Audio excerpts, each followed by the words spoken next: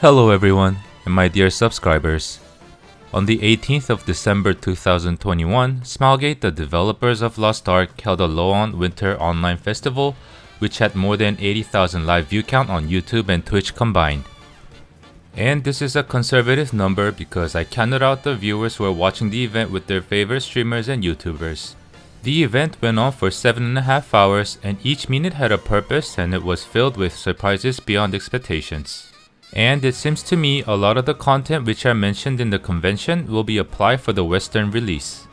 I was going to make a short 10-minute video just summing up and listing the important points, but as you can see, the video is a lot longer, and the reason why is because simply listing and not explaining some of the background stories and how it led to the developments is leaving out like 80% of the message from the convention. The message is probably one of the reasons why the game is doing so well in Korea, the communication. They really put a lot of effort to make communication with the users based on data and reasoning, like how you would give a presentation to your clients. I will go over the first part of the convention, which was basically recap of 2021 to give you guys an idea of how they operate, and then touch on the second part, which is the updates to come in 2022. With that said, let's dive in. As first part of the presentation, the director went over 2021's objectives, issues, and solutions and achievements. He addresses about the increase in number of users in Korea as well as Russia, and as he was mentioning how they noticed 80% players continue to play the game after the users achieving gear level 14-15, which is gate level for tier 3 Legion Raid Fulton, and saw how the population in Russia grew along with the release of Legion Raids, he thought it would be important to release the Legion Raid content fast for the Western release. Moreover, he explains localizing the Legion Raid for the Western release was the reason for delay in official release in the West. So guys, there you have it. It wasn't the NW game by Company A that caused the delay. A happy ending for everyone. Here, he mentions about the skin sale increase by 21 times and how he is going to reinvest the profit into the game later in the presentation. And then he brings out a couple of fun statistics like age distribution of the players. Boomers, don't be shy, we make up a lot of population in Korea. Moving on, to address the issues from 2021, a lot of people including myself were shocked that he brought up the Annihilation gear set as first issue in the presentation. For those of you who aren't familiar, this is a set of gears with head and back attack boosts which is becoming more hard to use as harder PvE contents were updated. He mentions that there were considerable amount of inquiries in regards to the Annihilation set in the survey for this event. For me, this was mega satisfying as he just brought it up straight up and didn't make us anticipate or wait until later in the presentation. He gives his view on the specific problems of the gear set, how sometimes you can't tell the difference of back and head, hitbox, and etc. He mentions the original intention of the head attack and back attack damage boost was to provide some sort of bonus, not operational stress.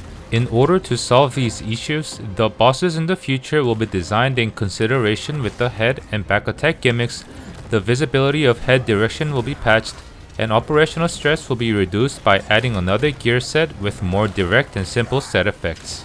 Then he moves on to the equalized contents.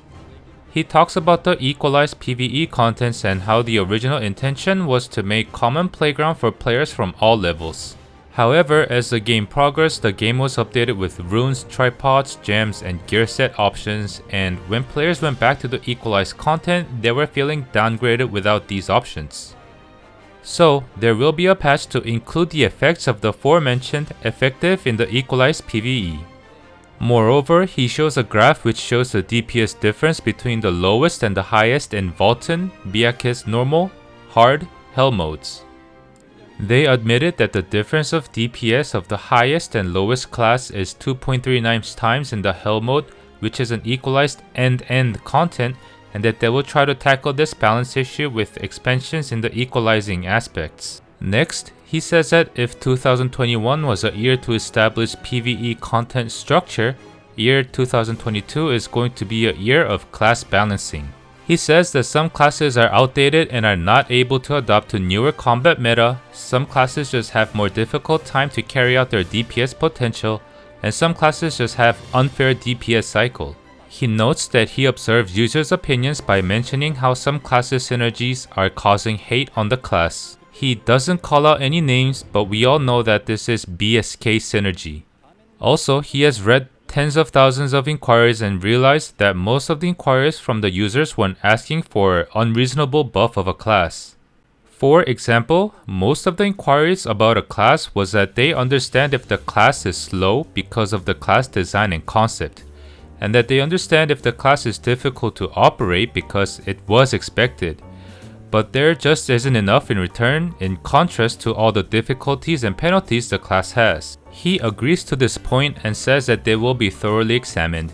Destroyers resurrect like a... And then he moves on to explaining about how they will take steps in detail to tackle the class balance issue.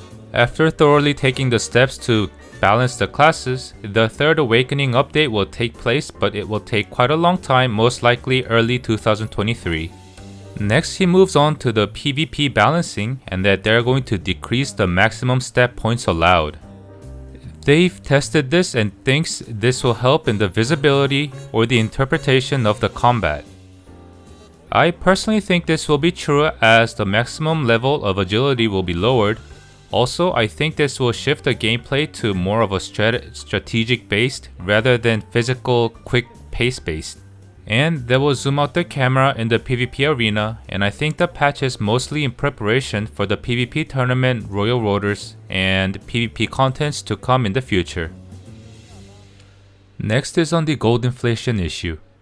Basically, there are too much supply of gold with not enough places to spend it on. From the statistics, there are too many alts in Argos, Vulcan, and Biakis Normal doing multiple runs creating too much gold. The white bar represents percentage of users and yellow and orange shows the percentage of gold produced. And the bottom is number of times they enter the dungeons per week. For example, users with multiple alts are going to Argos raid more than 7 times, make up only 13.25% of the population, but they produce 32.93% of the gold incurred from Argos raids in total. So they are going to cut down the amount of gold earned and limit the number of times they can enter weekly contents to 6 times. Then he moves on to saying he will replace the blue crystals with gold for the additional loot which you use to buy after stages and legion raids, which used to make up 70% of the revenue to return the favor of drastic increase in sales of skins. It was very surprising to hear that they're giving up 17% of their revenue, but then later when my brain started working again, I realized the need for this additional loot is decreasing anyways, and what was 17% could go down to who knows how much percentage in 2022. But still, it doesn't change the fact that they gave up some portion of their sales to stabilize the economy of Lost Ark for the users, so I guess it's cool. Then he talks about how they will announce in advance before Tier 4 new gear comes out. This can actually affect their sales because people stop spending and start saving up. And it is a very user-friendly way of releasing new tiers, so yeah, that's that.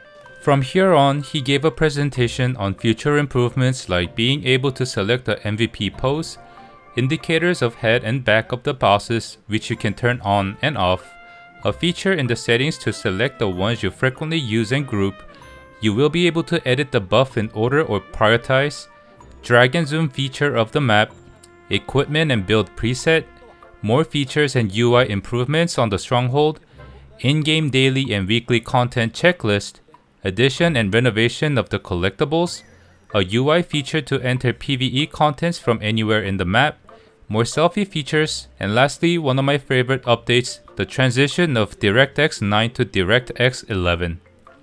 The DirectX 11 is already implemented as of 22nd of December 2021, and the game does run smoother on DirectX 11, in my case anyways. There is an option in the setting to choose between the DirectX 9 and the 11, so when it comes out in the West, I think you guys will be able to try different versions for better game experience. So that sums up the 2021 recap and future improvements to be made, and now let's get on to the 2022 content updates. They start off with a bang showing the brand new painter class which comes out on January 12th, 2022. Let's watch the introductory clip together and analyze with what's shown in the vid. She uses a brush we used to write and draw with long time ago, like in the Joseon dynasty and way back. She's supposed to be a support class, but her combat seems pretty cool too with the skills calling up divine beings.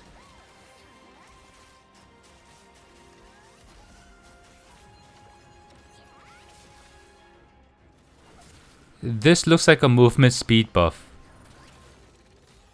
That skill just now had to be an attack buff, probably with no limits of an AoE. That looked like a skill which gave a defense buff on the areas she jumped on. Here she just teleported sorceress to the spot where she is, so she can probably save some people out of trouble. But that sorceress shouldn't have been there in the first place. Looks like a cool skill, but I'm not sure how many people will actually use it. It may be more useful in the RVR contents. A lot of people are excited about the class, already saying farewell to bards. I do hope this class helps with the lack of support population issue. Plus they reveal another specialist DPS class who uses an umbrella to perform weather-based attacks. Next they reveal their plans for the RVR continent, Loaon. It is going to be all-time PvP region, but you could buy like a protection potion at a small cost to avoid trolls or idiots and make progress with the questing without disturbance. And at the end of the story quest in the continent, you will have to choose a side for future RVR contents, RVR meaning region versus region. The phrase for the blue side is "only strict rules can suppress chaos," and the phrase for the red side is "our rule is simple, our power decides how much we take."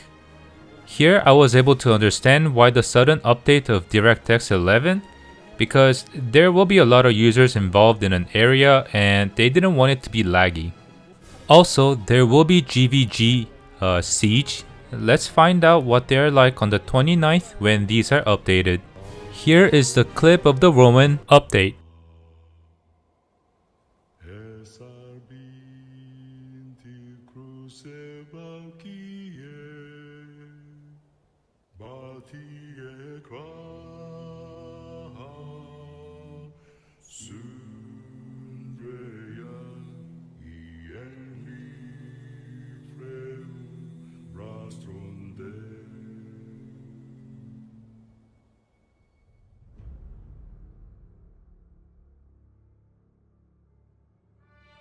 의지를 품은 자가 홀로 서는 그날 만인이 무릎 꿇고 붉은 대지가 하나로 따르리라.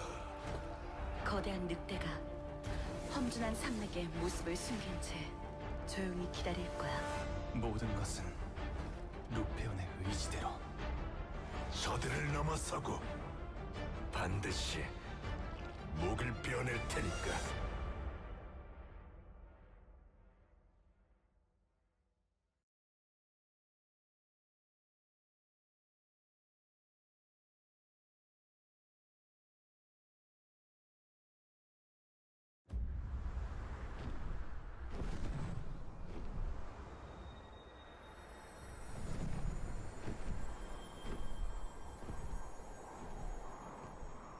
And that was a little sneak peek of Elgacia, the home of Beatrice and Ninaf. The storyline is supposed to take a turn in this area, and a void dungeon of Elgacia will be released. Moving on, there are 2 Legion raids planned for 2022. Iliakan will be coming this summer, and the last Legion raid boss, Carmen, will be coming next winter. The director makes comment about the last region raid and says that it's going to make the users feel miserable. In addition, a new Guardian raid will be released and a bunch of story progressing continents will be coming out. And with about a year till its release, they revealed the genderlock class Berserker, who is my soulmate. The next new update was to add more casual side content in the game because he thought they added way too much vertical gear leveling content in the year 2021. And he mentions that non-stop leveling in the year 2021 made everyone feel tired. So they will be adding various other game modes, and here is the clip. It's like they're asking all the users to not play any other games and just come to Lost Ark instead. There are a couple of other content updates in which the West don't really have to worry about. Just enjoy them when they come out in the NAEU version.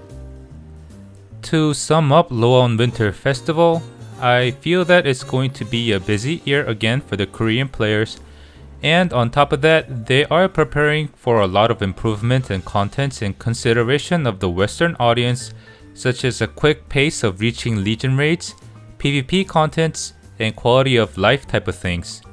I really hope they have these kind of events in the West as well, a venue for communication between the players and the developers. That's it for today. Thanks for watching. See you next time. Bye bye.